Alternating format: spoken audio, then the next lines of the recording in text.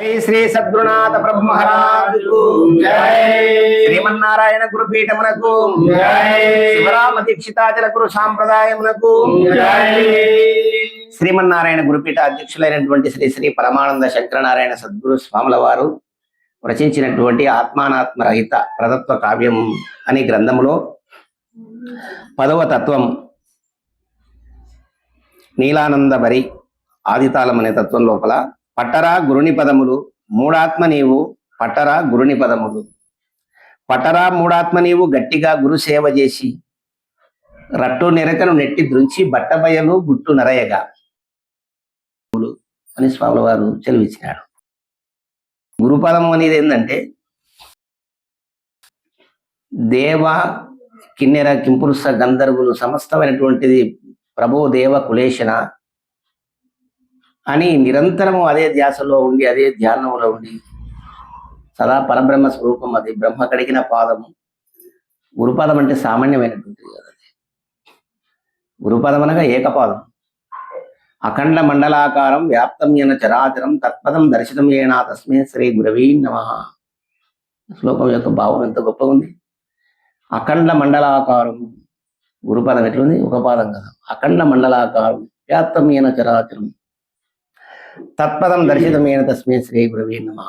భూమి ఎట్లుంది మొత్తం అంటే ఈ భూమండలం అంతా ఎట్లుంది మొత్తం ఈ ప్రపంచ గోళం అంటే గోళాకారం అంటే ఎట్లుంది?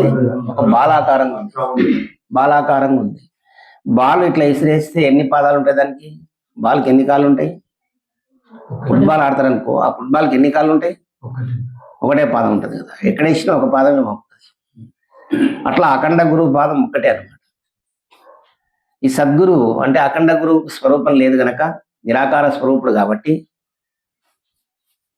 ఆ పరశివమూర్తి నరరూపంలో వచ్చి గురు రూపంలో గురువుగా మనం ఎన్నుకుంటే, ఆ శిష్యుడు ఎన్నుకుంటే అట్లా బోధ చెప్పడం జరుగుతుంది అనమాట. లేకుంటే అటువంటి గురుపాదాను పట్టరా మూడాత్మ నీవు. ఎందుకు మూడాత్మ అన్నాడు? నిర్మలాత్మలు కారు, శుద్ధాత్ములు కారు కనుక మూడాత్ములు అంటే ఇక్కడ ధర్మం అర్థము కామం అనే మూడిట్లనే మునిగిపోయినటువంటి వాళ్ళు, లేక జాగ్రత్త స్వప్న సుషుప్తి అవస్థలు ఏందే మునిగిపోయేవాళ్ళు. ఏం చేస్తూ ఉంటే జాగ్రత్తగా ఉంటావు, లేదు నిద్రపోతావు, అందులో ఉండి కలలు కంటుంటావు, స్వప్నావస్థలో ఉండి సుషుప్తిలో ఉంటావు, తప్పితే మళ్ళా జాగ్రత్తలోకి వస్తావు. ఈ మూడిట్లైన తిరిగేవాడు.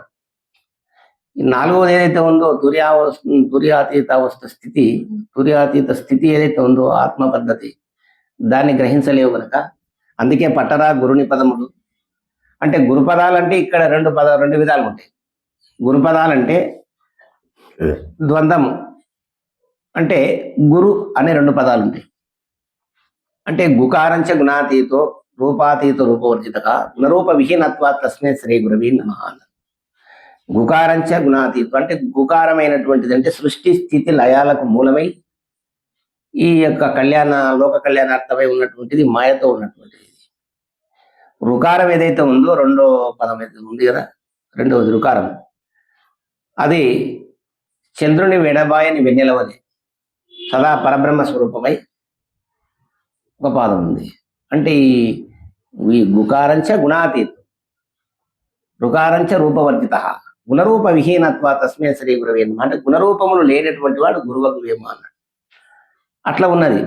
అంటే ఫస్ట్ ఈ మాయా సంబంధమైనటువంటిది, ఎందుకంటే వీళ్ళు తెలియదు కాబట్టి గురుపాదాలను సాకార స్వరూపాన్ని నమ్మి ఇహ సంబంధమైనటువంటి చతుర్వేద శుశ్రూషలు చేసి ఇది ఆ శుశ్రూషల ద్వారా దీన్ని తెలుసుకొని ఆ గురు పదాలను అంటే ఏదైతే చెప్తున్నాడో దయగలిగి చెప్తున్నాడు కదా గురు పదాలు, ఆ పదాన్ని చెప్పే పదంలో ఉండే సారాంశం తెలుసుకొని పట్టాలి. మొదలుగానేమో అవి రాగానే ధ్యాన భజన వందనాది కిరీల చేత గురుపాద పూజ చేసుకొని కూర్చున్న తర్వాత గురు మహారాజు చూసి దయగలిగి తన హృదయంలో ఉన్నటువంటి భావం, పెద్దలు చెప్పినటువంటి పరంపర సిద్ధాంత పద్ధతి ఏదైతే బోధ పద్ధతి ఉందో దాన్ని చెప్తున్నటువంటి పదాలు ఏవైతే ఉన్నాయో ఇవి కూడా పదాలే. శ్రీపాదం ఇది ఏకపాదం. ఆ పదాలు బట్టిన ఈ పదం నుంచి వచ్చినటువంటి పదంలో ఉండే సారాంశాన్ని గ్రహించగలగాలి శిష్యధర్మం. అది ఆ పదాలను పట్టాలి. గురుపదాన్ని చెప్పిన పదాలను పట్టుకోవాలి, మనం తన హృదయంలో పెట్టుకోవాలి. అది ఎప్పటికైనా మనకు ఉపయోగపడుతుంది.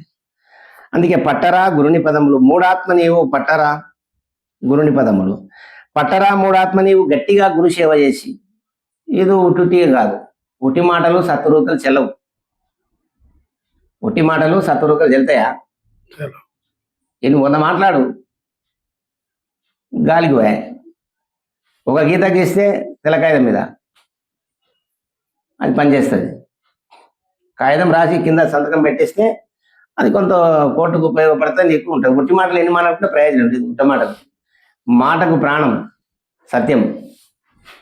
మాట మాట్లాడినామంటే దానికి ప్రాణం రావాలంటే సత్యం, మాటకు సత్యం ఉండాలి కదా. సత్యం ఉన్నప్పుడే దానికి ప్రాణం వస్తుంది.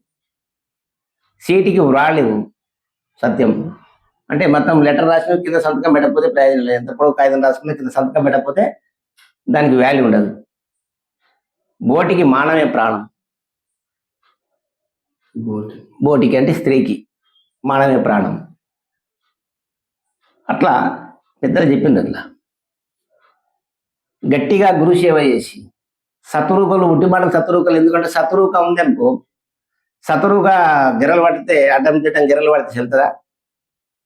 రాయి రాయేసి కొట్టినామనుకో ఆ రూప చెల్తుందా? అది బంగారు రూపాయలు, వెనకటి నాణ్యాలు, బంగారు నాణ్యాలు ఉన్నాయనుకో రాయి రాయేసి కొట్టు, పని చేయదా? చెల్లదా? చెల్తుంది. అట్లా ఉండాలి. మనం సేవ చేస్తే ఎక్కడ పోతుంది? బంగారు వంటి బోధ ఇది. సేవ చేసినటువంటి వారికి ఫలితం అది తిరిగి వస్తుంది. మనం ఎక్కడ పోదు. భూమిలో పడ్డ కింద కనబడకపోవచ్చు, నీకు మొలకరాదా? సరైన పదును ఉంది, నయనసాల పడ్డదనుకో మళ్ళీ నువ్వు ఇట్లా గెలిచి చూస్తే కనబడకపోవచ్చు, అది మొలుస్తుంది కదా. నువ్వు గట్టిగా గురు సేవ చేసి ఆ గురువాక్యం నీ చెవులో పడింది అంటే ఇంక లోపలికి పోయింది మొలక ఎందుకుంటుంది, కొంతకాలం మొలుస్తుంది. నువ్వు గెలిగితే ధ్యాసకు తెచ్చుకోనికి రాకపోవచ్చు, ధ్యాసకు రాకపోవచ్చు, కానీ ఖచ్చితంగా ఊకిపోదు అది. అందుకు ఇంత మహాత్ముడు ఎంత బాగా చెప్పిండు. మూడాత్మ నువ్వు గట్టిగా గురు సేవ చేసి రట్టు ఎరకను నెట్టి తుడిచి. ఈ రట్టు ఎరక అంటే మళ్ళా పూర పెడుతుంటది. పెద్దలు చెప్పు, వేదాలు చెప్తుంటాయి, శాస్త్రాలు చెప్తాయి, పురాణాలు చెప్పి ఎన్ని విధాల ఇది మాయా లేదురా నైనా, ఇదంతా కూడా అంతర్భావ్య ప్రపంచం మెల్ల అసత్యమని, ఇది లేనిదని, నామరూప క్రియలతో కూడుకున్న యావత్ అంతా కూడా ఇది మాయా అని చెప్పి పెద్దలు చెప్తా ఉన్నారు. శాస్త్రాలు చెప్తున్నాయి, ఉపనిషత్తులు ఎంతో మహాత్ములు అన్ని చెప్తా ఉన్నారు. ఆయన ఇది మళ్ళా రట్టు చేస్తుంటది, ఉన్నట్లు నిరూపిస్తుంటది అన్నట్టు. ఇక ప్రత్యక్షంగా ఇన్ని జరుగుతూ ఉంటే ఇది ఇట్లేదబ్బా అనేది అనేటట్టుగా నమ్మిస్తుంటది ఇది కదా. ఈ రట్టు ఎరకను నెట్టి దృంచు అక్కడ, ఇదంతా మాయా అని చెప్పి నువ్వు గట్టిగా నీ హృదయంలో గురువాక్యం చేత దృఢమై ఉండాలి. ఉండి నటుడు నాటకము నమ్మించు రీతిగా ఉండాలి. నటుడు వీధి నాటకం ఆడుతున్నప్పుడు ఆ వేదిక పైన ఒక స్త్రీ పాత్ర, ఒక పురుష పాత్ర కట్టిండ్రు. ఇంకా వాళ్ళ ఇద్దరు పిల్లలు అయినట్టుగా ఈ రాజ్యము, ఇగో ఈ రాజ్యానికి నేను రాజును, ఇక నేను రానని అని చెప్పుకుంటారు. ఆ కాసేపు ఆడుకుంటారు, చీకటినంతసేపు ఆట ఆడతారు.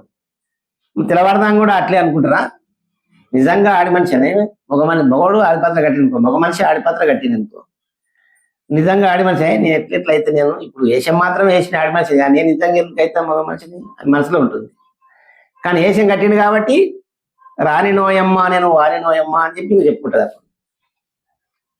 అప్పుడు ఎట్లయితుంది, నేను ఫలాని సుబ్బారావు నేను అని చెప్పి అన్నాడు అనుకో, మరి చూసే వాళ్ళు చెప్తాను కొడతారు, మరి వేషం ఎందుకు కట్టినా, కరెక్ట్గా నటించలే కదా వేషం కట్టినా. కాబట్టి మనకి పాత్ర వచ్చింది, భార్య పాత్ర వచ్చింది, భర్త పాత్ర వచ్చింది, కొడుకు పాత్ర వచ్చింది, అత్త పాత్ర వచ్చింది, మామ పాత్ర వచ్చింది, ఇవన్నీ పాత్రలే. ఈ పాత్ర ఎంతసేపు ఆడతావు? ఈ నేననే తెర ఉన్నంత కాలం నేను ఉంది కదా, ఈ నేను అనే తెరలు ఉన్నంత కాలం ఆడుతుంటావు. ఈ మేనులో ఉండే నేను పోయిందనుకో తెర తొలిగినట్టే, ఇంకా ఆడతావా ఆట? ఇంకా ఆడదు, బొమ్మ ఆడదు. ఎంతమంది వచ్చి మా అమ్మ అని మొత్తుకున్నా, మా అక్కను వచ్చినా, మా చెల్లెళ్ళు వచ్చిరు, జరలేవు నాయన చూడు నాయన అంటే ఇంక నీ వేడికి లేస్తావు లేను కదా. అట్లా ఈ రక్త ఎరకను నెట్టి నుంచి అంటే నీవు ఉండి సావాలి. ఈ గురు సాంప్రదాయంలో ఎట్లుండాలి, అట్లా పోతే జన్మ లేదా అంటే నీవు అట్లా పోతే జన్మ ఉంది. మరి ఎట్లా అంటే ఇట్లా నీవు ఉన్నాగానే ఏది జన్మలకు మూలం అవుతుందో, జన్మకు మూలం ఏదైతే ఉందో దాన్ని గురు కృప వల్ల ఈ గురుసేవ చేసి గురుపాదములు బట్టి గురుసేవ గట్టిగా గురుసేవ చేసి ఆ ఎరక యొక్క రాకడ కదా, ఆ ఎరక రాకడ, ఈ పెరుగుట నశించుట, ఈ పద్ధతులు గురుముఖంగా విచారించుకొని దాని మూలం ఏదైతే ఉందో కుక్కుడు వేరు దాన్ని తీసేయాలి కింద. గురుమంత్రం చేత దాన్ని గుణపతి తీసేసిన మూలం పడిచేసినామంటే ఈ నేననే ఎరకది వస్తుంది. అప్పుడు నువ్వు ఉండి లేనివాడవే. అప్పుడు ఈ నటుడు నాటకం అంటే నిజంగానే మనసులో మాత్రం కాను, కాకపోతే నాటకం ఆడుతున్నట్టుగా ఉన్నట్టు ఉండాలి. అందుకు అట్లా గట్టిగా గురుశివ రట్టు ఎరకను ఇంటి ఎదురుచి బట్టబయలు గుట్టునరేగా. ఎప్పుడైతే గురుపాదం పట్టినామో మనకు ఎన్నో జన్మల పుణ్య ఫలం విశేషం వల్ల ఈ గురుపాదం దొరికింది. దొరికిన తర్వాత అట్లే మనం ఏదో కోరికల సామాన్యమైనటువంటి కోరికల చేత కోరకుండా ముఖ్యమైనటువంటిది ఏంటి అంటే జనన గ్రంథి ఏదైతే ఉందో ఆ గ్రంథి గుట్టు తొలిగే వరకు, ఆ హృదయ గ్రంథి ఛేదన అయ్యే వరకు గురుసేవ చేస్తూ అట్లా దాన్ని తొలగించుకోవాలి. మన జనన గ్రంథిని తొలగించుకోవాలి.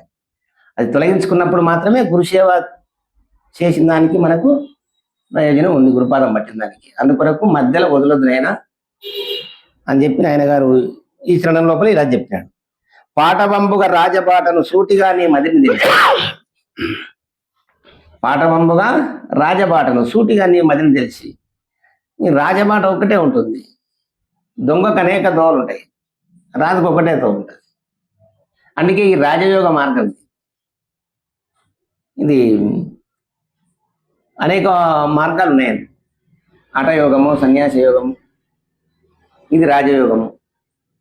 ఈ రాజయోగం అంటే ఏమిటంటే భార్య, పిల్లలు, ఇల్లు, ఆకిలి, సంసారమును చక్కబెడుతూ మళ్ళా అత్తలు, మామలు, మరదళ్ళు, ఇంకోరు మరోరు సమస్తమును అందరిని కూడా, చుట్టాల స్నేహితులను ఎవరిని కూడా ఇబ్బంది పెట్టకుండా గురుపాదము పట్టి ఇతరులకు నొప్పియకుండా ఉన్న కొద్దిలో దానము ధర్మం ఇంకోటి జరుపుకుంటూ సంసారం దిద్దుకొని గురువును కనుక్కొని నీ జన్మ రహస్యమును తెలుసుకొని ఈ జనన మరణ గ్రంథిని ఛేదించుకొని లేకుండా ఉండడం,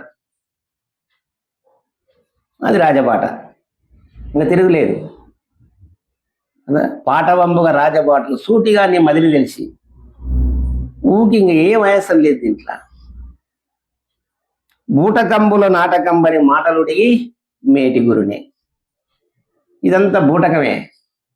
ఈ బూటకములోన నాటకం ఇదంతా కూడా. ఇప్పుడు ఫస్ట్ సినిమా థియేటర్లోకి వెళ్ళాను. సినిమా థియేటర్లోకి వెళ్ళిన తర్వాత అందరూ కూర్చుంటాము. అక్కడ ఏమైనా ఉందా? తెరపైన ఏం లేదు. కాసేపు లేట్ అయ్యే వరకు అందరూ అల్లరి చేస్తారు, ఇంకా వేస్తలేదు సినిమా. ఎప్పుడైతే స్టార్ట్ అయిందో దాని మీద పేర్లు వస్తున్నాయి. ఆ తర్వాత దానికి సంబంధించిన ఎంత కూడా సీన్ వస్తూనే ఉంటుంది. దానిపై అనేకమైనటువంటి నదులు, స్థావరములు, జంగములు, ట్రైన్లు, దొంగలు, దొరలు, బ్రాహ్మణులు, రాజులు, చక్రవర్తులు, ఇంకోటి మరొకటి సర్వం ఆ తెరపైన వచ్చినాయి కదా. ప్రపంచం అంతా వస్తుంది. అది బూటకమే కదా. ఫస్ట్ ఏమి లేదు కదా, ఏమి లేదు బూటకమే కదా. మన అన్ననే నాటకం అంతా జరిగాయి కదా, నాటకాలన్నీ జరిగినాయి కదా, మళ్ళీ పోయినాయి కదా. మాటలుడిగి ఇంకా ఊకి ఏమి మాట్లాడేది ఏముంది, మాటనే లేదు కదా. ఈ మాటలుడిగి మేటి గురుని, మేటి గురువు గొప్పవాడు అంటే మేటి గురువు అంటే సర్వం విచారించి మహనీయులు వాళ్ళు, అచల సాంప్రదాయంలో ఉన్నటువంటి గొప్పవారు. అటువంటి గురువుని మరి పట్టాలి. మాటలుడిగి మేటి గురుని పట్టరా గురుని పాదములు అని చెప్తాడు. సతులు సుతులని మతిని భ్రమసి మాయజాలము నందు మురలేవు. సతులు సుతులు ఇవంతా కూడా అదే సరిపోయాయి ఇప్పుడు. ఎందుకంటే ఈశనత్రయాలు, వాసనత్రయాలు, ఈ కాలం అంతా ఇందులోనే కలిసిపోయింది. ఈశనత్రయాల లోపలనే 3 కాలువలు దాటలేరండి, ఇలా మూఢజనులు 3 కాలువలు దాటలేరండి. 3 కాలువలు దాటలేకను ఈడపింగల మధ్యమందున కూడిపడి సరస్వతిని విడల్లాడి ఆవర 3 లెల్లరు. వేడుకతో హరినామమును ఒక నావ చేసుక 7 కొండలు దాటిపోగల వాడు ఇవ్వడు నూటికొక్కడు. 3 కాలువలు దాటలేరండి అని కాలజ్ఞానతత్వం లోపల చెప్తాడు బ్రహ్మంగారు. అంటే 3 కాలువలు అంటే ఇది దారీశన, పుత్రీశన, ధనేశన అయినా ధనేశన, దారీశన, పుత్రీశన, ధనేశన. దారీశన అంటే ధర్మార్థ కామ మోక్షముల కొరకు భార్యని చేసుకుంటారు. ఎందుకంటే ఈ ధర్మము, అర్థము, కామం, మోక్షం, ఈ 4 ధర్మాలు మానవుడు సాధించాలి అంటే సాంప్రదాయ సిద్ధాంత పద్ధతి ప్రకారంగా భార్య ఉండాల్సిందే. జీవిత భాగస్వామ్యరాలు గృహలక్ష్మి ఉంటేనే ఆమె ఇల్లు వాకిలు ఊడ్చి వచ్చిపోయేటోళ్ళు పలకరించి మంచిగా ఇంత టైంకి ఇంత వండి పెడుతుంది. కొద్దిగా బలంగా ఉంటాం, మనం పనులన్నీ మంచిగా చేసుకోవచ్చు. ఇంకా ఆమె లేదనుకో, ఇంక నీవే ఇల్లు వాకిలు ఊడ్చుకోవాలి, నీవే వంట చేసుకోవాలి, నీకు ఈ పనే సరిపోయాయి. ఇంకేం సంపాదిస్తావు? సంపాదించలేవు, సాధించలేవు, మోక్షాన్ని కూడా సాధించలేవు. అందుకు మహనీయులంతా, ఋషులు, యోగులు, మహనీయులంతా కూడా, రాజులు, చక్రవర్తులు కూడా మరి ఆ ధర్మపత్నిని అనుసరించి కుటుంబ సంరక్షణ చేస్తూ గురుసేవ చేసి జన్మ తరింపజేసుకున్న వాళ్ళే ఎక్కువ శాతం ఉన్నారు.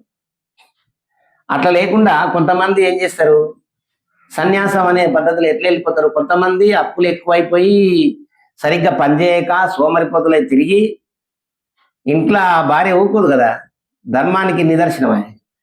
పని చేయాలి కదా, ఏం లేకుండా దినం బయటకు పోతీవి ఇంట్లోకి ఏం చేస్తలేవు, ఏం వాడి పెట్టాలి అని ఆమె అడుగుతుంది అనుకో. అడిగితే నన్ను అడుగుతావా, నేను చేసుకున్నా, నేను మగ మనిషిని, నన్ను నువ్వు అడుగుతావా అంటే మరి ఎట్లా అండి, మరి ఇంట్లో పాలు ఎట్లా, నీళ్ళు ఎట్లా, ఉప్పు ఎట్లా, మిరపకాయ ఎట్లా, కరెంటు బిల్లు ఎట్లా, ఇంక ఇవన్నీ ఎట్లా వెళ్తాయి మరి చేసేది. మరి అట్టటోడు శాతకాలం ఎందుకు పెళ్లి చేసుకున్నావు అని అన్నాను అనుకో, నన్ను అంత మాట అంటావా అని కర్ర తీసుకొని ఇప్పుడు కొట్టేయా. అవునా, కొడితే కొడతాని సూట్ చేసుకొని అత్తలిగారండి పోయింది నువ్వు ఎట్లా చేసుకుంటావని కదా, అప్పుడు గొడవనే కదా. ఇదంతా కానే కాదు, పోతే పోయింది పో, నేను సన్యాసం తీసుకుంటా అని చెప్పి వీడు పోయి చేపలకు పోయి కలర్ బట్టలు వేసుకున్నాడు. ఇంకా కలర్ బట్టలు వేసుకున్నాడు, ఆ చేపలు రుద్రాక్ష మాలలు ఇవి అవి ఘనంగా చేసుకున్నాడు. ఇంక పోయింది. వీడు సన్యాసం తీసుకున్నాడు, నేను సన్యాసిని అని. సన్యాసి అంటే కడుపులో కాలుతుంది, ఎప్పుడేం చేయాలి, అన్నం కావాలి కదా, ఏం చేయాలి అబ్బా అని చెప్పి ఇక ఎక్కడ ఎగలేక కొంతసేపు అభిమానానికి లోనై నేను అడుక్కుంది ఇంత బతికి అనుకొని ఇక కొంతకాలం ఉన్నాడు. కానీ తినకుంటే ఇది జఠరాగ్ని మంటలు లేపుతుంది, ఇంక ఎక్కువైపోయింది బాధ. ఇంకా తప్పదనుకున్నాడు, సిప్ప దొరికించుకున్నాడు. ఎట్లా అట్లా సిప్ప తీసుకున్నాడు. ఫస్ట్ లోకేష్ ఇంటికి అట్లా వచ్చి సిప్ప తీసుకొని ఇక ఇల్లు పోయి ఇంటికి పోయింది. ఇంత సిగ్గుపడి మొక్కలు దాపి ఎట్లా అట్లా అడుక్కున్నాడు. అదలా ఆ రోజు అట్లా అట్లా సిగ్గుపడి అడుక్కున్నాడు. అది ఇంక 2 రోజులకు 3 రోజులకు అలవాటు అయిపోయింది, అడుక్కునేది అలవాటు అయింది. అట్లే పోయిండు. ఇంకా తిరిగి ఆసట వచ్చి ఊర్లో ఒక ఆయన ఉండి మంచి సాత్వికురాలు, ఇక అందరు ఏ ఇంటికి పోయినా అన్నం పెట్టకుండా బాగుండవు, వయసు ఉండవు, మనిషి బాగుండవు, ఇంత కష్టం చేసుకుంటామా, ఈరోజు మాకు కూలిరా పని చేయి, నీకు 500 ఇస్తాం మంచి అని చెప్పి అందరూ అనబట్టి ఒక ఆయమ్మ పెడుతుంది. అట్లే ఇంక ఉండలేక ఊరిపేట గుడి చేసుకున్నాడు. దినా వస్తుంటే అయ్యా ఎట్లా ఇది ఎట్లా అయితే ఇంకెట్లబ్బా అని చెప్పి ఆడ ఒక మడిస్తాం తునుకో అని చెప్పింది. దానికి ఆవునిచ్చిండు. ఇంకేం చెట్ల దునుకోవాలి, వీళ్ళ గడానికి వచ్చిండు. ఈ గడని దినా వస్తే ఎట్లబ్బా అని చెప్పి ఆవునిచ్చిండు. ఇంకా అట్లా పోయిన తర్వాత ఈ బట్టలు పంచ కొడితే ఓ పిల్లిని తెచ్చుకున్నాడు. ఎలకలు తిననీకే ఓ పిల్లి. పిల్లికి పాలు పోయాలంటే ఇంటికి వస్తే ఓ ఆవునిచ్చిండ్రు. ఆ పిల్లికి పాలు పోయింది. ఈ ఆవుకు మేత కావాలి కదా, దినా వస్తుంటే ఓ మడికి సొప్పేసుకున్నాడు. ఇంకా వీనికి ఇంత చేసినావు కదా అని వంట చేసుకొని చెప్పారు, కుండా ఇచ్చారు. ఇక పిల్లికి పాలు పోయాలి, ఆవుకు మేత వేయాలి, కట్టెలు తీసుకురావాలి, వంట చేసుకోవాలి, బియ్యం బ్యాలు ఇంత పూర్తి నేను ఇంటి కడ చేసుకుంటే కాదా.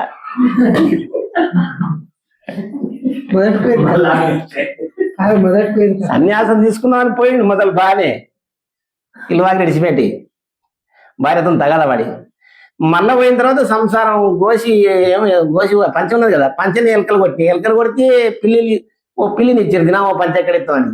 పిల్లికి పాలు కావాలి కాబట్టి ఆవును తెచ్చుకున్నాడు. ఆవు తెస్తే మళ్ళీ మేత అయింది. ఇక సంసారం పెద్దగా అయింది. అన్నం అడిసినట్టు మడిచి దునుకో మటం అడించుకో, ఇదంతా కాదబ్బా తిరిగి మళ్ళీ ఇంటికి వచ్చిందండి. మళ్ళీ పోయి నా బుద్ధి గడిది, నేను కోపం చేసి కొట్టినా ఇంకోసారి ఏం చేయను, మళ్ళీ తీసుకొచ్చుకోవాలంట సంసారం. అంటే ధర్మార్థ కామ మోక్షముల కొరకు భార్యను చేసుకున్నట మొదటి ఆవరణం. అది భార్యను చేసుకున్నావు కదా. భార్యను చేసుకున్న తర్వాత 1 సంవత్సరం గడిచిన తర్వాత ఇంకా పుత్రేషణ అంటే పిల్లలు కాకుంటే బాధ. అంటే తీర్థయాత్రలు తిరుగుతా, వైద్యులకు అనుకోవడము, కన్న దేవుళ్ళకు మొక్కడం, అనేక బాధల చేత పిల్లలైన తర్వాత ఏం చేయాలి, వాళ్ళ చదివిపియాలి, ఇల్లు కట్టాలి, భూములు కొనాలి, బంగారు కొనాలి, ఇంకోటి మరొకటి. అప్పుడు ధనం కావాలి. ధనం సంపాదించడానికి ఇంకా వ్యాపారాలు చేయటం, వ్యవసాయాలు చేయటం, వారికి ఏ వృత్తిలో అనుభవం ఉంటే ఆ వృత్తులన్నీ చేస్తూ ఉంటారు. అది చేస్తా ఉంటే లాభం రావడం నష్టం రావడం, లాభం రావడం నష్టం రావడం, ఇదే జరిపాయి జీవితం అంతా. అంటే ఈ మూడు ఈశనత్రయాల లోపలనే ఈ మానవుడు మునిగిపోతున్నాడు. తల్లిదండ్రులు అన్నదమ్ములు ఎంత గొప్పగా పెద్దలు రాసిపెట్టినంటే, సతులు సుతులని మతిని భ్రమసీయు మాయజాలము నందు బొరలియు. ఈ మాయలోనే బరుతా ఉన్నాడు కదా, ఈ మాయజాలమే కదా ఎంత మాయ. అవును. మొదలు లేకుండే భార్య ప్రవేశం అయింది, ఆయమ్మ ప్రవేశం కాగానే పిల్లలు వచ్చింది, పిల్లలు రాగానే అత్తలు మామలు, ఇక్కడ తల్లిదండ్రులు, ఇంకా మరదన్లు, అన్నదమ్ములు, ఇవంతా కూడా ఇంకా బంధం పెరిగిపోయింది బాగా కదా. ఇవన్నీ జాత శౌచం నందు బొరలి ఖ్యాతిగా నిలగూల నేలను. అర్థమైంది కదా. సతులు సుతులని మతిని భ్రమసి మాయజాలం నందు మురళియు.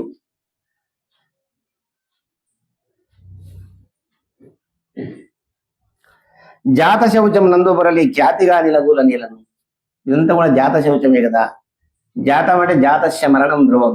అంటే ఎన్ని సంకల్పాలు కదా, ఎన్ని సంకల్పాలు, ఎన్ని తలుచుకున్నావో కన్న దేవుడిని ఇట్లా చేయాలబ్బా అని చెప్పి ఓ దేవునికి మొక్కినాం అనుకో, మొక్కడము మర్చిపోవడం, మొక్కడము మర్చిపోవడం, గురువు దగ్గర పోవాలనుకోవడం మర్చిపోవడం, తీరక సంసారం తీరక ఇంకా ఇందులోనే అనేక జన్మలు ఎత్తుతాయి. మరి ఈ మాయల ఎందుకు పడిపోతావు? మాయజాలం నందు బొరలక పట్టరా గురుని పదములు. ఆ గురుపదాలు ఎప్పుడైతే పడతావో ఈ మాయ విడిపోతుంది. సూర్యోదయం అయితే చీకటి విడిపోయినట్టుగా గురుదర్శనం అయితే ఈ మాయ మొత్తం తొలగిపోతుంది. నిన్ను అంటారు బురదల కుమ్మరపురుగు ఉన్నా బురదలు అంటున్నట్టుగా, చింతపండు బొబ్బర అంటున్నట్టుగా, ఈ అట్లా ఉన్న గురుపాదం బట్టి నిజం తెలుసుకున్నటువంటి వానికి మాయ అంటదు. అలా సంసారం అనే బురదలనే ఉంటాడు. అయినా సరే ఉన్నట్లు అందరికి దోస్తుంది, కానీ ఆయన మనసులో సంసారం ఉండదు. అంటే సముద్రంలో పడవ ఉండాలి, పడవలో సముద్రం ఉండకూడదు. పడవలోకి సముద్రం వచ్చింది అనుకో ఇంకా అంతే సంగతి, మన వాళ్ళకి మునిగిపోతుంది. సముద్రం పైన పడవ ఉంటే సంసారంలో మనం ఉండాలి.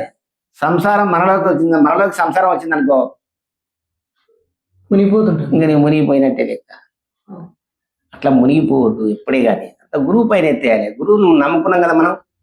గురుడే తల్లి తండ్రి, గురుడే తల్లిదండ్రి తాత, గురుడే తోడవు, గురుడే దిక్కని నమ్మిన నరుడును మోక్షార్థికుడు నమ్ముకుమారా అని కుమార శతకం నందు చెప్తాడు.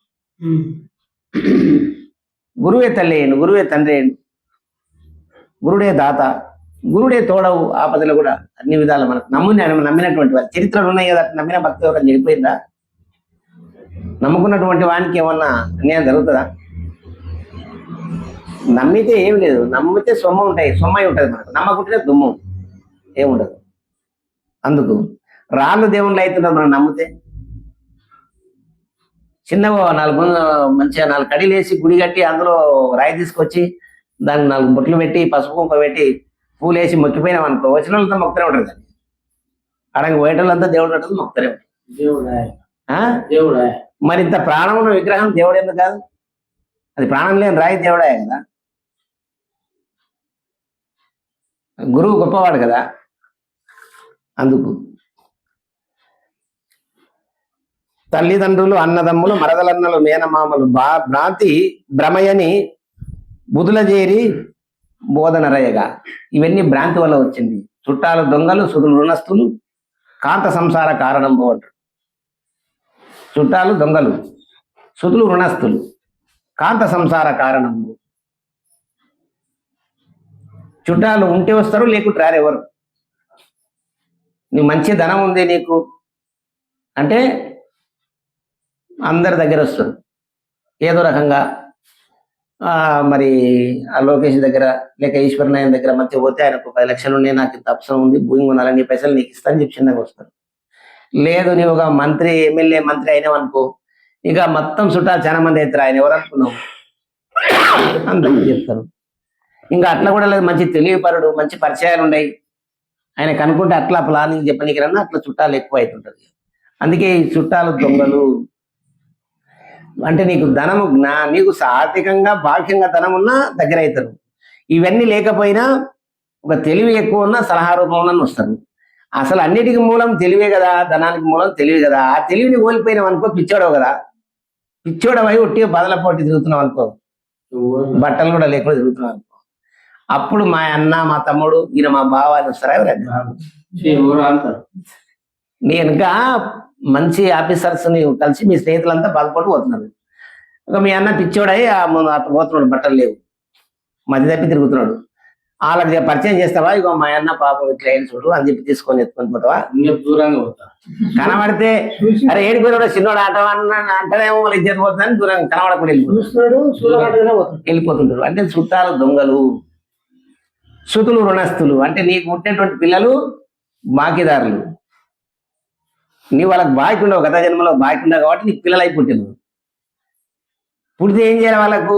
ఇక వాడు పుట్టిన కాడ నుండి సేవ చేస్తూనే ఉండాలి. పుట్టిన కాడ నుండి సేవ చేస్తూనే ఉండాలి. పెరిగి పెద్దోడు అయిన తర్వాత మళ్ళీ స్కూల్లో వేపియాలి. వాళ్ళకి బల్పాలు పలకలు పుస్తకాలు మంచి చెడ్డ మొత్తం చేయాలి. పై చదువులకు నువ్వు ఎన్ని కష్టపడి ఉపాసం ఉండైనా సరే వాళ్ళని చదివియాలి. ఇన్ని చేసిన తర్వాత వానికి ఆస్తిలో తగాదా వస్తే సరిగ్గా మంచియకుంటే వాడి మీదకి వస్తాడు. ఇంకా ఒప్పుకుంటారా?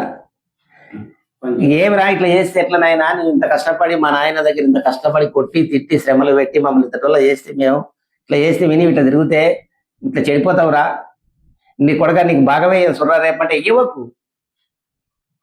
ఏమని ఎవడు అడిగాడు? ఏమి ఇవ్వకు. అరే అమ్మేస్తారా మొత్తం అంటే అమ్ము చూస్తా ఎవడు కొట్టాడు. అయిపోయి వాడు బెదిరిస్తా అమ్ము నీకు పేరు చేరే చేయను కూడా సేవకు నువ్వు చచ్చినాక రాదా చూస్తాను. రుణస్తులు వాడు, రుణం బాకీ వాడు.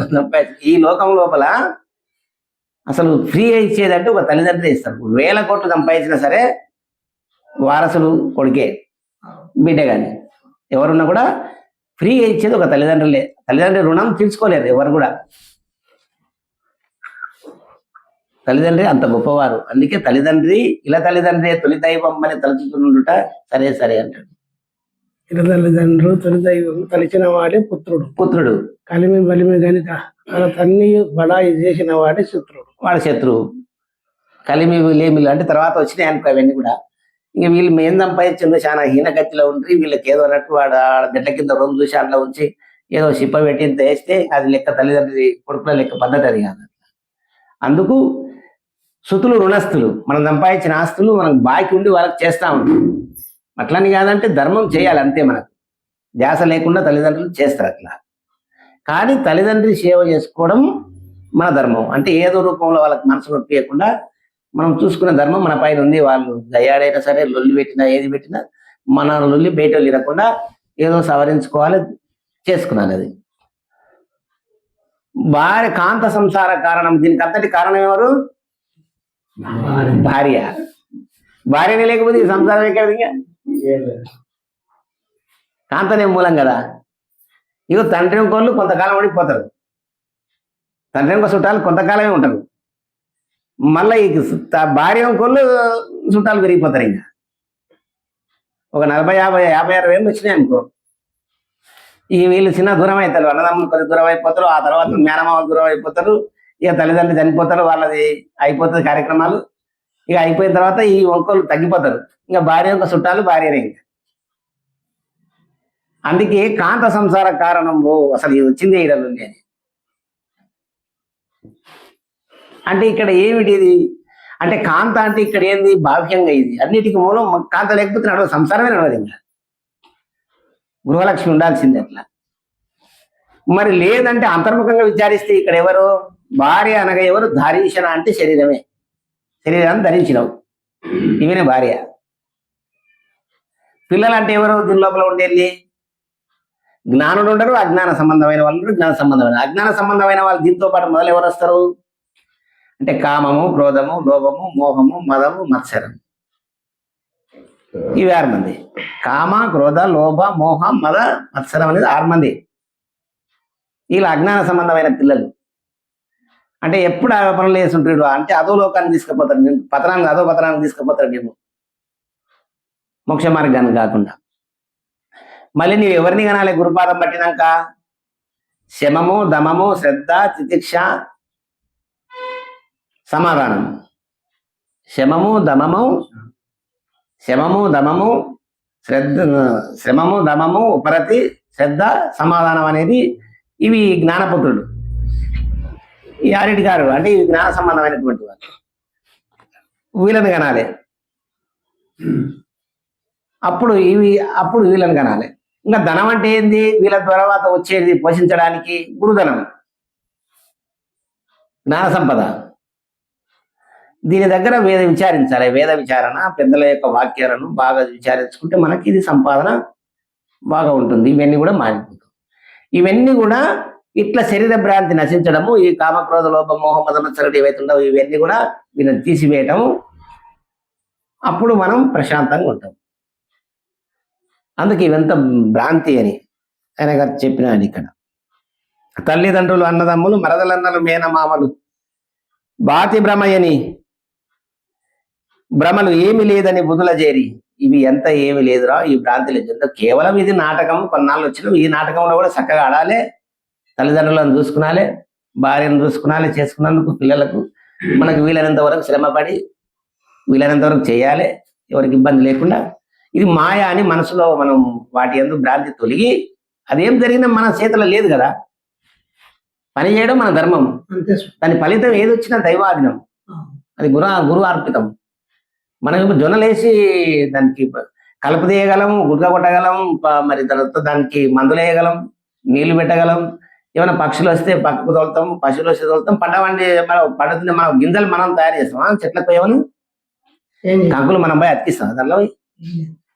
అది ప్రకృతి సహజసిద్ధంగా రావాల్సిందే, దైవం మన ప్రాప్తాన్ని బట్టి వస్తుంటది. అట్లా ఫలితము ఫలాపేక్ష రహితంగా ఉండాలి మనం సంసార ధర్మం లోపల. అందుకొరకు నాయన గారు చెప్తాడు ఇక్కడ, ఆసనంబులు ముద్ర జపములు అలసటేలను నిజము తెలియాల. ఆసనంబులు ఉన్నాయి, పద్మాసనం, కూర్మాసనం, కుకుటాసనం, ఇట్లా ఆసనాలు ఉన్నాయి అన్ని కూడా. ఇవన్నీ ఆసనాలన్నీ కూడా ఓన్లీ శరీర సాధన కొరకే. ఇవన్నీ కూడా అంటే శరీర ఆరోగ్యం కొరకే యోగ పద్ధతిని అనుసరించి సాధనలు చేయడం కొరకు. అది మోక్ష మార్గాన్ని తీసుకపో. ఓన్లీ నీ శరీరం నరాలు మంచిగా ఫ్రీగా ఉండడానికి, రక్త ప్రసరణ బాగా కావడానికి, నీకు శరీరం లోపల వీర్యం గట్టి పడడానికి, దీని కొరకు యోగ సాధనలన్నీ కూడా అంతవరకే కానీ మోక్షాన్ని తీసుకపోవు. అందుకు ఆసనంబులు ముద్ర జపములు అలసటేలను నిజము తెలియరా. ఏదైతే నిజం తెలుసుకోనికి నీవు ఉన్నాయి కదా, అది నిజం తెలుసుకో, గురుముఖంగా విచారించుకొని. అంటే నీకు ఎంత సంసారం ఉంది, ఆ సంసార ధర్మంలో ఉన్నావు కదా, సన్యాస దీక్షలో ఉంటేనే అవన్నీ చేయొచ్చు మెల్లగా, ఇబ్బంది లేదు.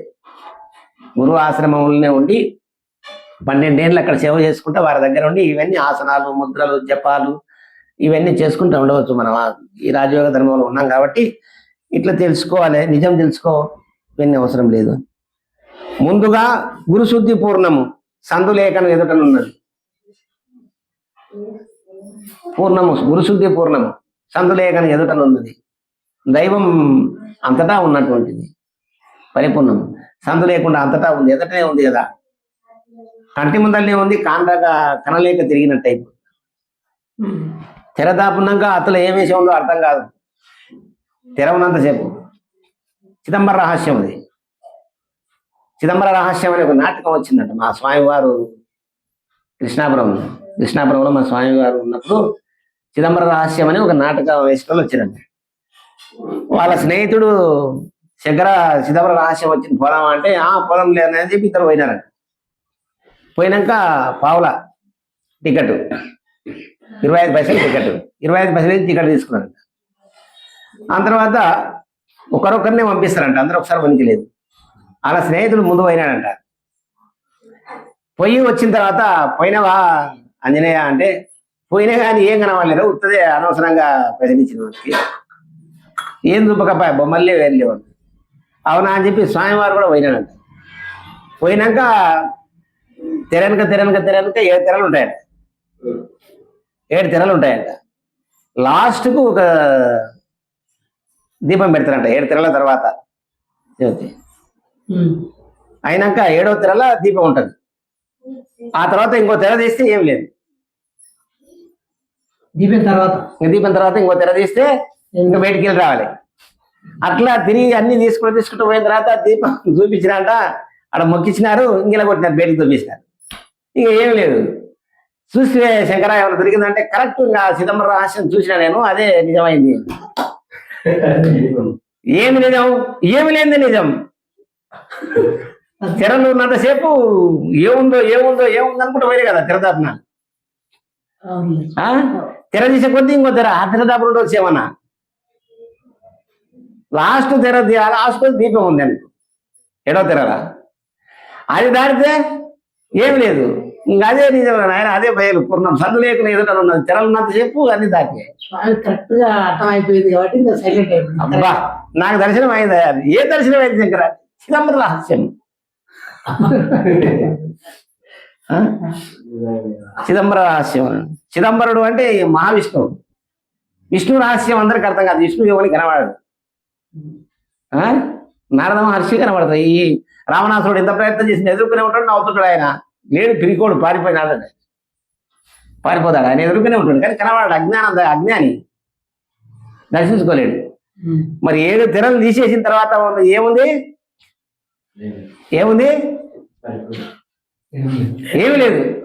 అదే చిదంబర రహస్యం. ఏమి లేనిది ఈ తెర లోపల నీ కంటికి అజ్ఞానం తెర ఆవరించింది, 3వ కన్ను. ఈ తెర ఉన్నంతసేపు ఏముందో అనేది ఎంత గొప్పగా అది రాసినాడు స్వామి. అలసటిల నిజం తెలియరా? ముందుగా గురుశుద్ధి పూర్ణము. సందు లేక ఎదుట ఉన్నది. ఇంక అప్పుడు ఏమైనా సందు ఉందే, ఏమైనా దాపుందే, ఇంకో తెరలు తీసేస్తావా? ఇంకేమి లేదు. పావుల పోతే పోయిందబ్బా, రహస్యం చూసాడు నేను. ఈయననేమో కన్ఫ్యూజ్ అవుతున్నాడు బాబు. ఏం చూసినాడు శంకర్? ఏం లేదు కదా, ఏం లేదు కదా శంకర్. ఏమి లేదు. అదే నిజం. అబ్బో అని చెప్పినాం. బంధ మోక్షము భ్రాంతి లేదు, బయలు తానై అంతటున్నది. ఇంక అప్పుడేముంటది? ఇక బంధం లేదు, మోక్షం లేదు. అప్పుడు విచారం చేసుకుంటూ వెళ్ళాక ఈయన బంధం మనసులా ఇంకేముందో అని. మోక్షం ఇంకా లాస్ట్కి ఏముంది? మోక్షం అంటే జ్యోతి. ఇవన్నీ బంధాలు కదా, ఇంకా ఏముందో అనేది బంధం కదా. లాస్ట్ పోతే జ్యోతి, ఇంకా అదే మోక్షం, ముక్తికాంత, అదే ఆత్మ, అయం ఆత్మ బ్రహ్మం. 7వ తెరలకు పోతే 7 కొండ లెక్కి చూడమురా ఓరూరి శిష్య వెంకటేశ్వరుడు స్థలమాదేరా. మహాత్మ రాస్తాడు. జోడునాగా స్వరములోది 7 కొండ లెక్కి చూడము కోడెత్రాసు పామును బట్టి 7 కొండ లెక్కి చూడమురా ఓరూరి శిష్య వెంకటేశ్వరుడు స్థలమాదేరా. ఆడి వరకు సరే. ఇంకా విష్ణువు దాటితే ఆ 7వ తెరలో విష్ణువు ఉన్నాడు, జ్యోతి స్వరూపుడై ఆత్మస్వరూపుడై ఉన్నాడు ఆయన.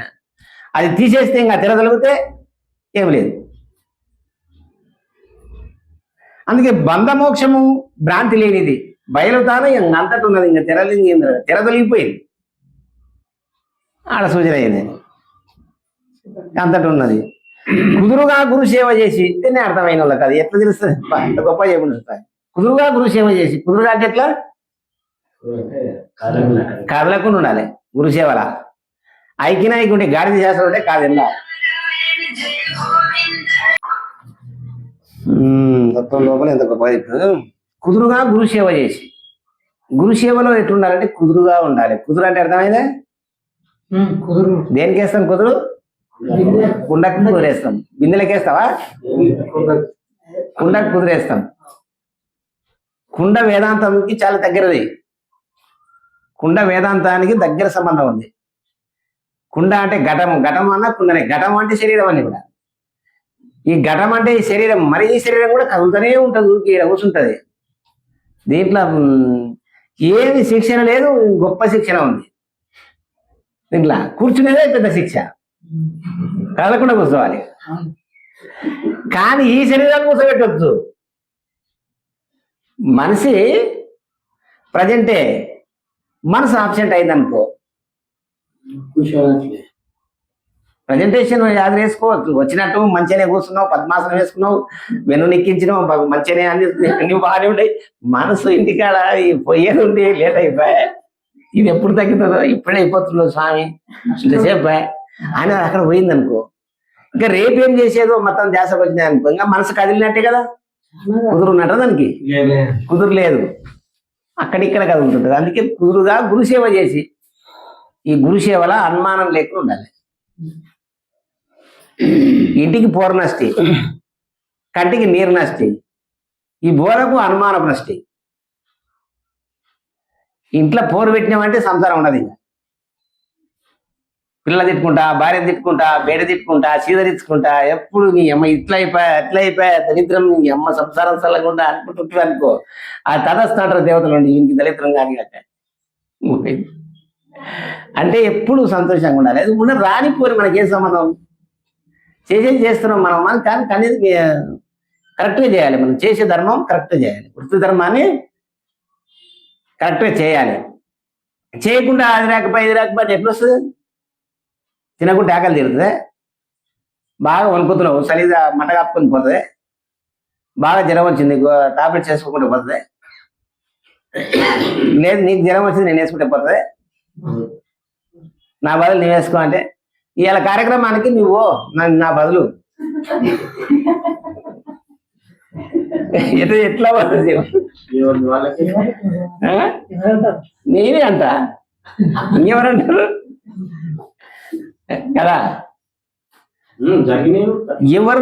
ఎవరి ఆకలి అయితే వాళ్ళు తినాలి కదా, ఎవరికి వణుకుడు వస్తే వాళ్ళే చలి ఆపుకోవాలి కదా, ఎవరికి రోగం వస్తే వాళ్ళే మంది వేసుకోవాలి కదా. మనకు రోగం వచ్చింది లేదా? ప్రతి ఒక్కరికి ఏం రోగం వచ్చింది? పుట్టడం సాగడం అనేది రోగం ఉంది కదా అందరికి. పుట్టడం సాగడం అనేది సస్తే పుట్టేది ఉంది, పుట్టే సచ్చేది ఉంది కదా.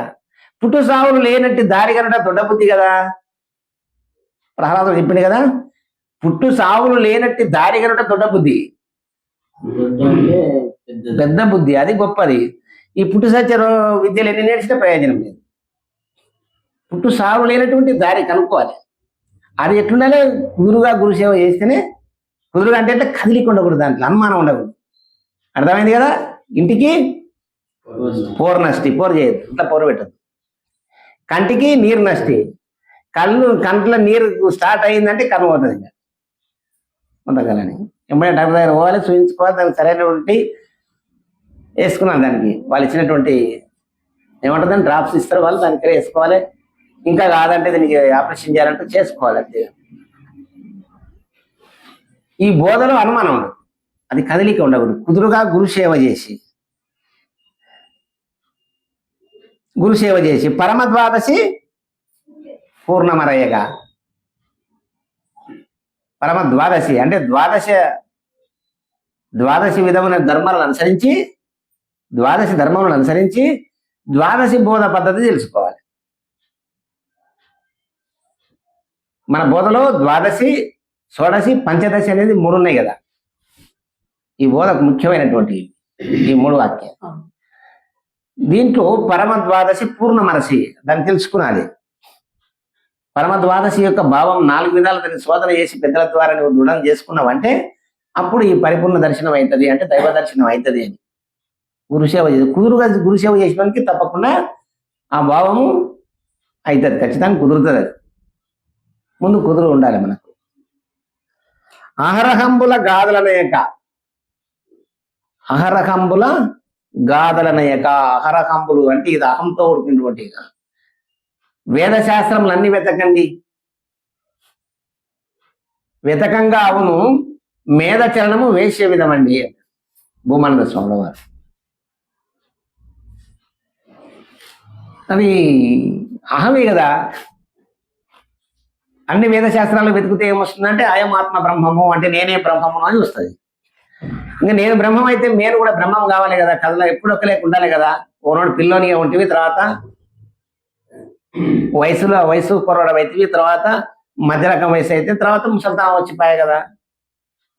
మరి నేను బ్రహ్మం అయితే నేను కూడా బ్రహ్మమే కావాలి, ఇది నేను కాదు. అంటే ఈ నేను మేనులో గాక ఉన్నటువంటి దాన్ని దీంట్లో ఉన్నటువంటిది యొక్క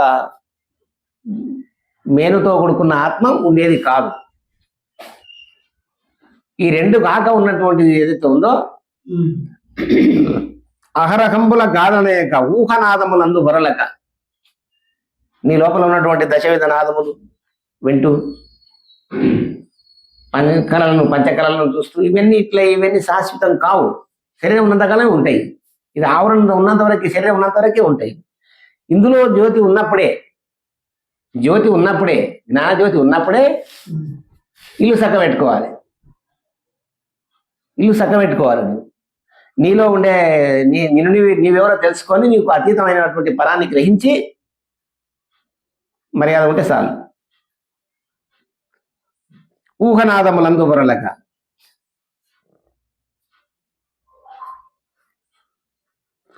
ఇహపరంబుల నెరుగుచుండే షోడశాక్షరి ఎందు లేదని. ఈ షోడశాక్షరిని ఎందుకంటే నేనని ఎరుక అంటే 16 కళల చేత ఇది ప్రకాశిస్తూ ఉంటుంది అన్నమాట. 16 కళల చేత, షోడశ కళల చేత ప్రకాశిస్తూ ఉంటుంది షోడశి. అందుకే షోడశి అంటారు. ఈ షోడశి అనగా నేనని ఎరుక. అది ఈ షోడశే. పంచదశి శరీరం, షోడశి నేనని గుర్తిరిగేది, ద్వాదశి బయలు అదే దైవం. ముఖ్యంగా సూటియమని అర్థమైంది కదా.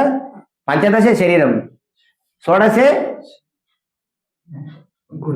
గుర్తిరిగేది. ఆ గుర్తిరిగే నేను అంటే రూపాంతరం చెందుతూ ఉంటుంది, జీవునిగా ఉంటుంది, మళ్ళీ ఆత్మగా మారి అట్లా పరమాత్మగా రూపాంతరం చెందుతుంది. విచారించే కొద్ది రూపాంతరం చెంది నువ్వు లేకుండా అవుతుంది. అంటే మెల్లమెల్లగా ఉప్పమ్మ సముద్రంలో కలిసిపోయినట్టుగా ఇట్లా గుర్తించుకోవాలి. ఊహనాదములందు బుర్రలక ఇహపరంబుల ఎరుగుతుండే ఎరుక. ఈయన తెలివే కదా, ఎరకనే కదా. ఇహాన్ని ఎరుగుతుంది, పరాన్ని ఎరుగుతుంది. నిజమంటది నిజమని, అబద్ధమని, ఉందని, లేదని, అవునని, కాదని, భూమి అని, ఆకాశం అని, స్త్రీ అని, పురుషుడని, లాభమని, నష్టమని, మోక్షమని, నరకమని, ఇవన్నీ ద్వంద్వం.